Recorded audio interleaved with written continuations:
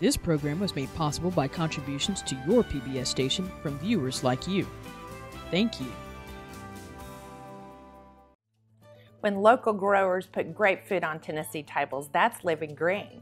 Tonight on Live Green Tennessee, we head to Kelley's Berry Farm in Castalian Springs. Next, we meet the Honeyman in Maryville, and finally, Dakota Langdon of Cookeville tells us about his upcycled creations. All this and more coming up next on Live Green Tennessee.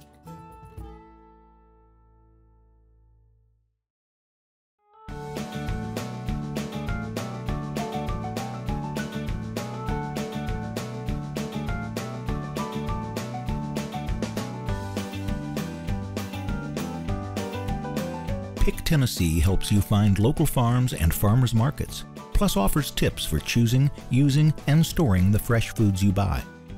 The Pick Tennessee mobile app is available now on iTunes and Google Play. Radon gas is a naturally occurring radioactive gas found in rock and soil and can seep into your home through basements or cellars. It's odorless, invisible, and without taste, and can damage lung tissue and cause the beginning of lung cancer, making it the second leading cause of lung cancer in the United States. It's important to understand how you can protect yourself, and the Tennessee Department of Environment and Conservation can help you learn more about this dangerous gas and make your home a safer place. What makes our state unique? Find out on the new Tennessee Channel, a statewide initiative by your public television stations. Each program is created in Tennessee, about Tennessee, and broadcast in Tennessee.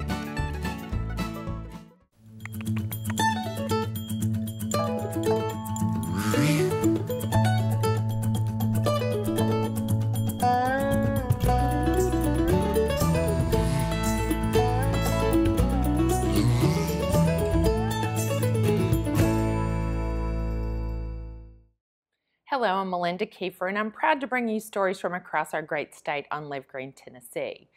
Brothers Pat and John Kelley started Kelley's Berry Farm in 1978, growing strawberries and blueberries, and have expanded to include blackberries, raspberries, and peaches.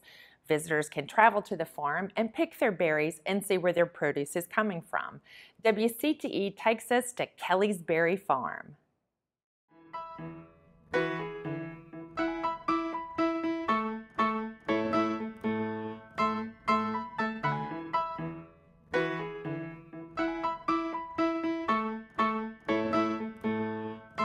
My dad was a family doctor and he had the land, and my brother and I were growing up out of high school, and we planted the blueberry plants in 1980, and we've been growing blueberries and blackberries and strawberries ever since.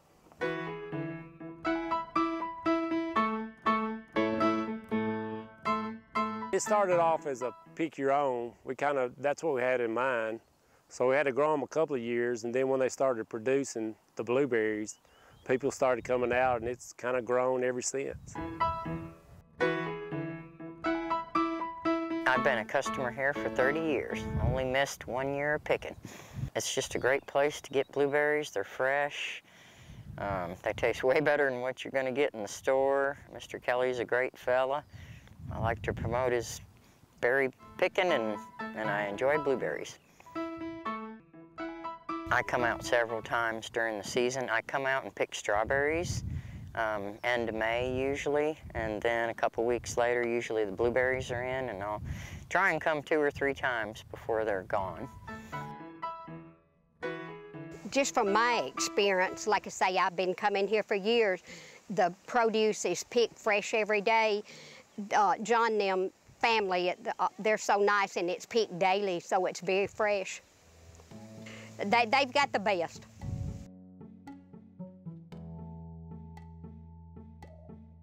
My brother and I really do strive to, to satisfy the customers. That way, if they're real satisfied, they'll come back and they'll tell their friends. You build a good business by customer service. Yeah, you gotta make them feel at home, at ease, and kid friendly. All the kids come out and the parents. If you start out kids young, then as they grow up, they'll come back, and then their kids. So you kind of building your clientele by having the kids come out. Oh, my brother and I usually, we do all the work except the harvest time. We have some help that comes in to harvest our fruit. But he and I plant all the strawberries and all the blueberries and all the blackberries. Which it's like every day we're always doing something. There's always something to do on the farm. It's full time. We've been full time for the last 30 years. Every day. We kind of slow down in the winter time, but in the spring, summer, and fall, we're pretty much every day, daylight to dark. Starting off like September the 1st, we usually start planting our strawberry plants. You form the beds, and then we plant them out in September, and they'll grow all through the fall, and then go dormant in the winter. Then in the spring, the strawberries will come out and bloom, and we'll pick the month of May. And the blueberries and blackberries, we usually set those out in the fall also. But the blueberries, once they get established, they'll last maybe 20 years. And the blackberries, you got to replant those about every 5 years. And then we do all the planting mostly in the fall, and then harvest them late spring and all summer. And then you kind of do it every year. Just like the calendar goes around, you do that every year. No pesticides. The birds eat the blueberries, but that's about it. A lot of our customers, they don't like pesticides, and I tell them, we've got about 50 beehives around, and so we don't want to, that's cross-pollination, so we sure don't want to hurt the bees. Today, we've been busy, probably 30, 40 people, usually customers on a good cool day. Today it's kind of cloudy, not that hot. That's when people come out. And then Saturday's always a big day. But during the week, it's kind of, everybody comes early in the morning. In the afternoon, more people, it gets too hot and people don't want to get out. Most of the people from Gallatin and Lebanon and Mount Juliet, and probably 50-mile radius from here. Just word of mouth, and a lot of people say the fruit's so fresh and, real sweet, so they come back and they tell their friends.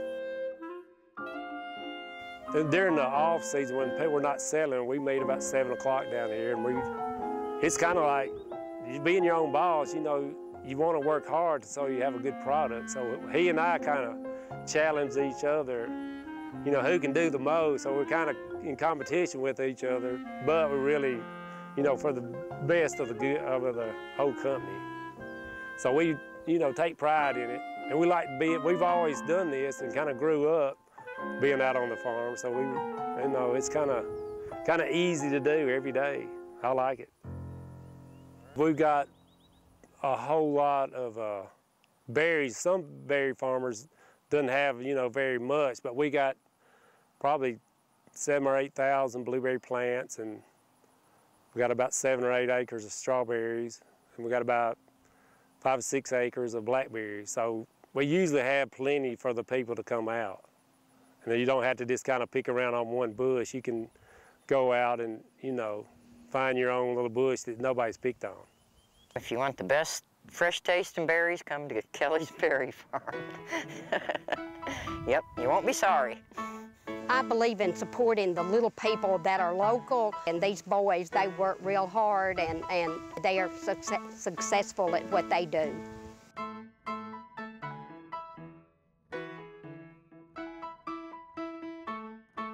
Well, I'd like to tell people to come out and show their kids where the fruit comes from and how much better it tastes here on the farm than what you get at the store. You get it at the store, it's pretty good, but you come out here and everybody just says, man, it tastes so much better just right off the plant. So that makes you feel good, and they talk it up. It's that time of year when bees bring us the golden goodness of honey. One Maryville man has been in the business of bees for more than 50 years. Howard Kerr is considered a bee expert and tells us why Tennessee is one of the best places to produce many varieties of honey.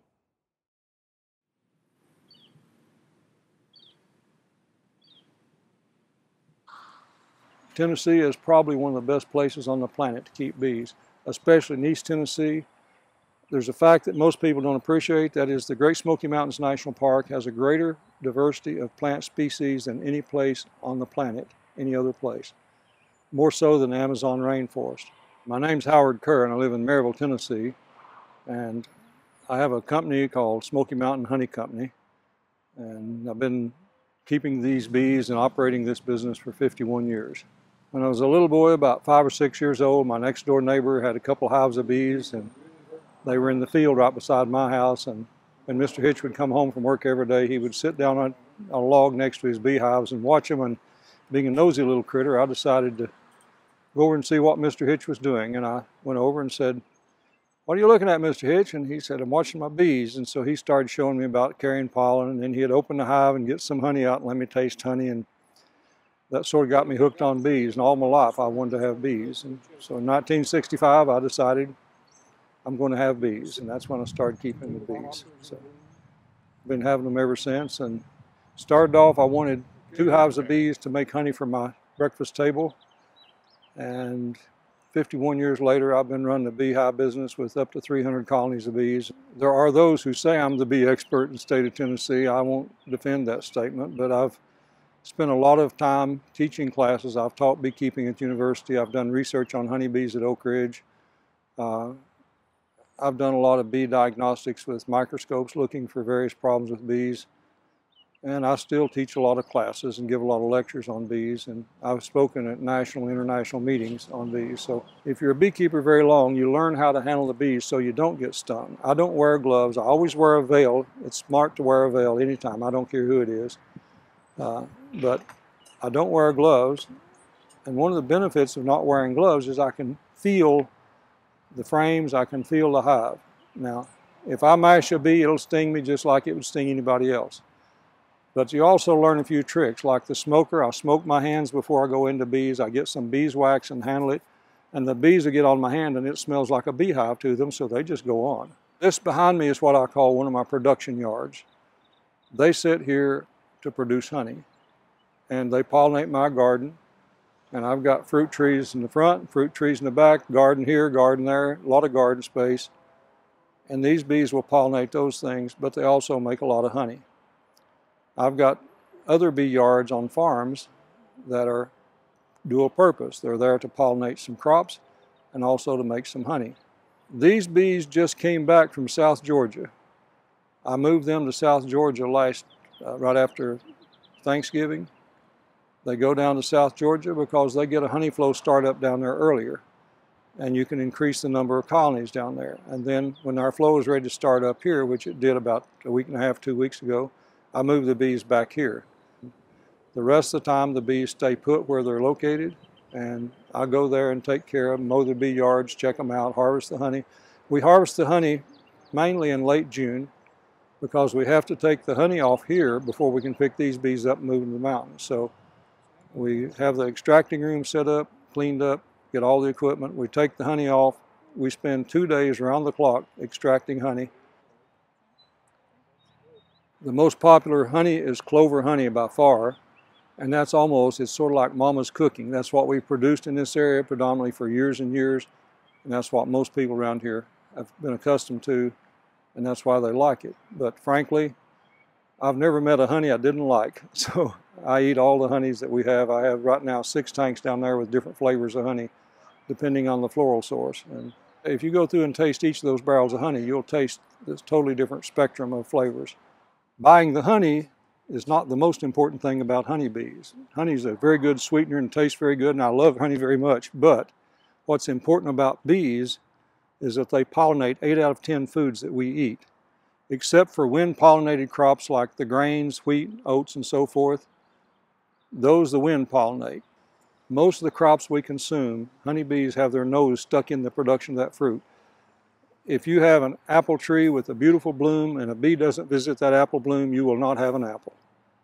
And so, same things with cucumbers, squash, cantaloupes, watermelons, pumpkins, all the plants you grow in your garden. We've got 26,000 acres of home gardens in Tennessee. And if they don't have bees around, they don't produce much crop. One of the big concerns about beekeepers have now is what's called colony collapse disorder. You go out in October, you have a hive of bees that's absolutely bursting with bees, plenty of food, good cover on, they're not going to get wet. You expect, for decades, you go back in March and those bees are doing great. Well, now what happens, you go back in February or March to check on your bees and you open the hive and voila, no bees at all. It's empty. Got plenty of honey, dry inside. We really don't know what's causing it. Everybody's got their own conjecture as to what's causing it. I think my personal opinion is I think it's genetically based, but it's also the perfect storm of bad genetic situation. So we've been passing our breeder queens around so that our bees are more or less inbred now, and that's not good. We have a lot of pesticides. There's some neonicotinoid pesticides that are extremely toxic to honeybees, and they affect their nervous system in a way that I suspect when the bees are afflicted with that pesticide, they leave the hive to go out foraging, and it's sort of like an Alzheimer's person.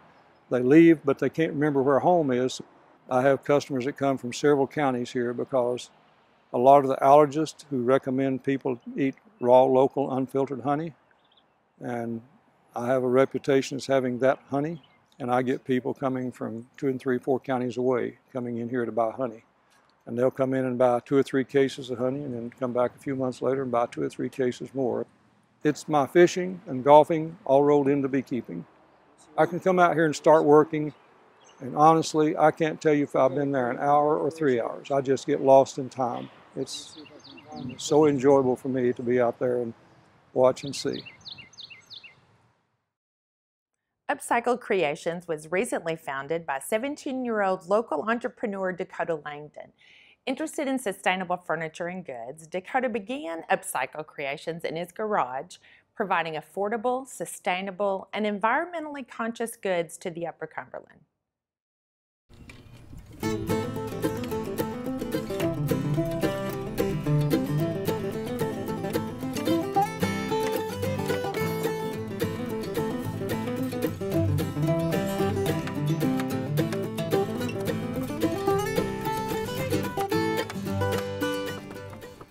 Hi, my name is Dakota Langdon from Cookeville, Tennessee. I'm 17 years old. I just graduated high school and I'm going to college in the fall. I'm the owner of Upcycled Recreations. I'm based here out of Cookeville. I turn mainly old pallets, different wood, into new projects, kind of giving it a new life. Just the term upcycling kind of means giving new life or giving a new purpose to projects, to wood, something that might be waste to somebody or was going to be thrown away. Turning it into something that somebody wants to show off in their house or to have in their house. I work out of my house, just out of the garage really. It's kind of a small scale right now, but I started with a project of my own. I was building a rabbit hutch and I needed quite a bit of wood. And it started with me being pretty cheap. I didn't want to pay prices for new wood, plus wasting all the new wood just for rabbits. So I kind of got on the internet and just started looking around and found the idea of using pallets. I didn't really know what a pallet was. I'd seen them before. I guess I knew they existed, but I didn't know that they could be used for anything else. I still started looking at ideas and found the whole idea of upcycling and found that people were actually using these and were wanting these, using them for just about everything. So I, talking to my mom, some stuff maybe she wanted, and got to the point where I had an idea of making a bench, or like a park bench. That was the first thing we did, or I did with some of the leftover pallets. So I made a bench. It was actually, I think, all pallet wood. And we kept that for a while. And that led to people asking, hey, can you do this, can you do that? Most everything that I make now is something we've made for ourselves first, then just put it on the internet and people wanted it, so then we started making them. I guess the next thing that really started taking off was picture frames from pallet wood and tobacco sticks that I'd also had. It was all salvaged wood. Of course, made one for ourselves and then people started wanting them, so I thought I would see where it might end up. So I posted them on the internet, on Facebook, and several people asked for some, several people wanted them. The internet has been a great place for us. That's where Facebook mainly is where I've started marketing the stuff and posting stuff and finding people that I would never have came in contact with if it hadn't been for that. And I hate to say become so dependent on it, but it really is so far an internet business. I mean, without that I wouldn't be able to have had the ideas and got the promotion that I need.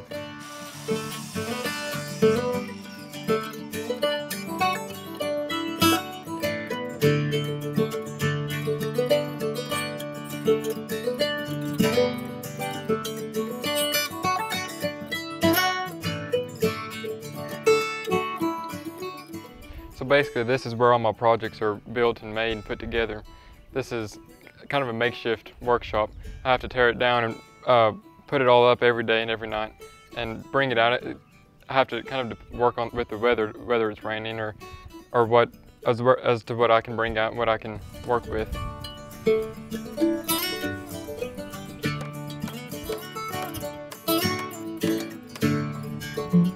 So far, I've came quite a ways. You know, when I first started, I didn't have any tools. I went and bought a hand saw and a miter box, $15 at Walmart. That's the only thing I had, and did several projects with that. And you know, it took a long time. And eventually, I started saving up money from each project, and eventually was able to buy some power tools and to make it go quicker and easier and more precise.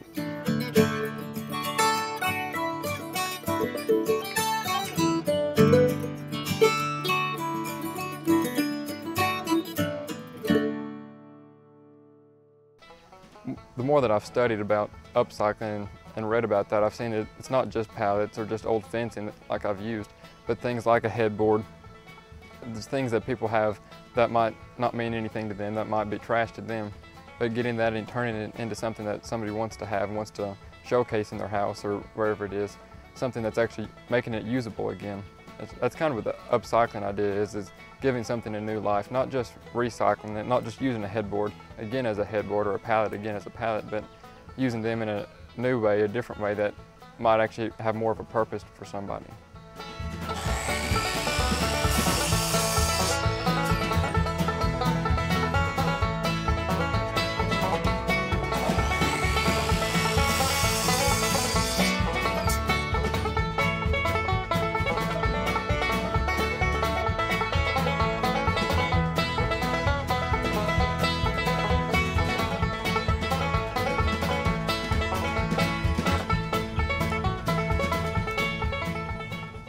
This Tennessee flag is actually the third that I've made. It's completely out of pallets and it's all hand painted, which took a lot of time. It's the first project that I've really painted myself, and gave me more of appreciation from people that do that. The first one I made actually went to Senator Charlotte Burks, and it was from her granddaughter. And the fact that she has something that I've made and she's happy with it, happy to display it, that's definitely is a good thing that I like to kind of boast about, if anything else. And since then, people have, you know, seen this, and it kind of promotes, I guess, a feeling of, you know, being at home in Tennessee. So it's done pretty well as far as customers wanting them. But that's probably one of the neatest stories of, you know, where one of my projects have ended up. But other projects that I've had of what I've liked to see, there's one customer in particular that he was one of the original customers, and he's continued to come back buying a headboard and buying several picture frames, different things out of pallets. And it's neat knowing that his house is, you know, half of it's decorated with stuff that I've made, but knowing that people are actually out there that are wanting to set up stuff that I've made them, stuff that I've created, that's definitely makes it worth my time, what I'm doing. Thanks for joining us for another episode of Live Green Tennessee, where we take you all across the state into the farms and businesses of those who are making the move to eating fresh, living sustainably, and helping us all be more organic in our thinking and the way we live our lives as Tennesseans. Thank you for watching, and we'll see you next time on Live Green Tennessee. If you would like more information about Live Green Tennessee, please visit our website at livegreentv.org, where you can find everything from healthy recipes to past episodes and more.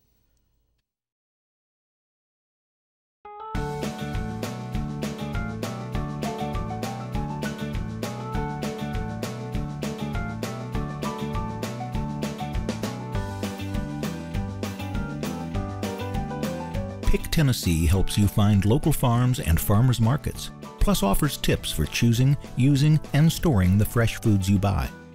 The Pick Tennessee mobile app is available now on iTunes and Google Play.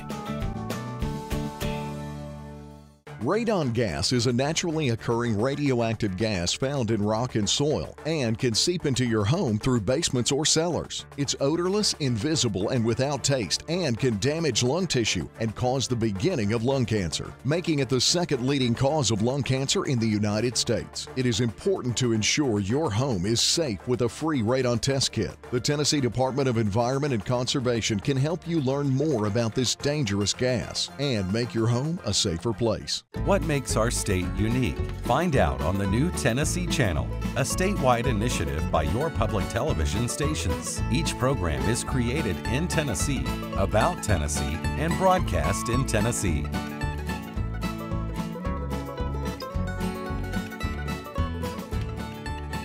The Tennessee Channel, Saturdays 6 to 10 p.m. Eastern and Sundays 2 to 6 p.m. Eastern, right here on your public television station.